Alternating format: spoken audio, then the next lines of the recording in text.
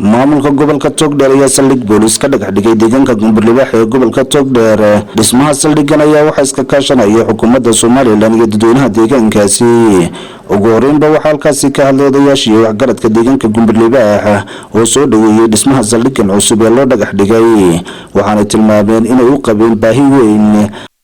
saldhigii booliska oo muddo fara badan hawshiisa lagu taagnayd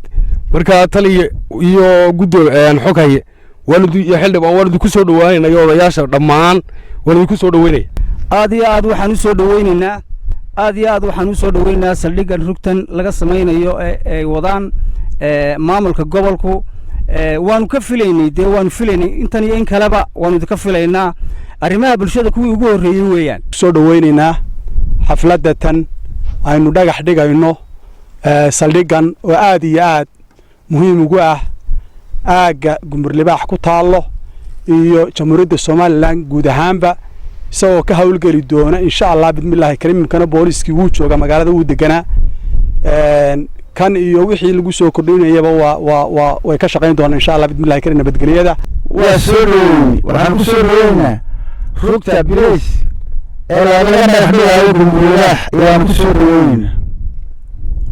taliye ku-xigeenka ciidanka booliska gobolka Togdheer Yuusuf Shire xildhibaan Maxamuud Ismaaciil Bedey oo ka mid ah golaha wakiilada Soomaaliland iyo xogayaha gobolka Togdheer Weli Khayra ayaa iyaguna si wada jir u tilmaamay muhiimadda uu saldhigan u leeyahay deegaanka Gumburlibaax waxaana dadweynaha deegaankaasi kula dardaarmeen inay ilaashadaan nabadgelyada.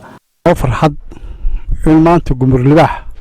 la dhagax dhigo oo muddo dheer booliisku laga joogay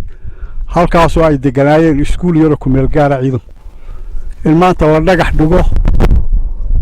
muxuu ahaa saldhig booliis ama rug booliis oo loo baahnaa deegaankina gartay qaranku gartay in la dhagax dhigo aad bay farxad noogu tahay waayo waxa weeye waa wax soo korreeya deegaanka gobolka ummadda iyo gaar ahaan Gumburlibaax oo had iyo jeer ay ka jiri jireen shaqaqooyin nabadgelyo daro laakiin alxamdulilaahi rabbil caalamiin ayimka nabadgelyadu biyo dhigtay waxaan leenahay nabadgelyada biyo dhigtayna ilaahay subxaanahu wa ta'aala hawsi maaragtay raasuqiyaan leenahay iyadana biidmillaahi kariim insha Allah ta'aala waxa weeye nabaddu iyada raaxa iyada nolola iyada janna alxamdulillah aad iyo aad bay u degan tahay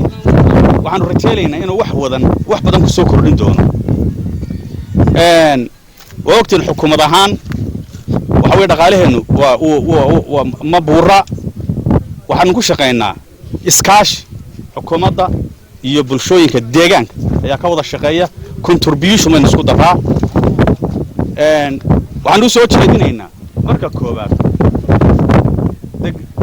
dadweynaha ama bulshada ku dhaqan guud ahaan degmada meesha Gumburlibaax inay ka qayb qaataan saldhiga la sameeyo xoogooda maskaxdooda muruqooda maalkooda ay ka qayb qaataan muddo badan waxa joogay halkan ciidan waxa joogay bilaa ruga oo aan lahayn hooy u galan lahayn ilaahay mahadi maanta hadii ay heleen rugtii oo loo dhisayo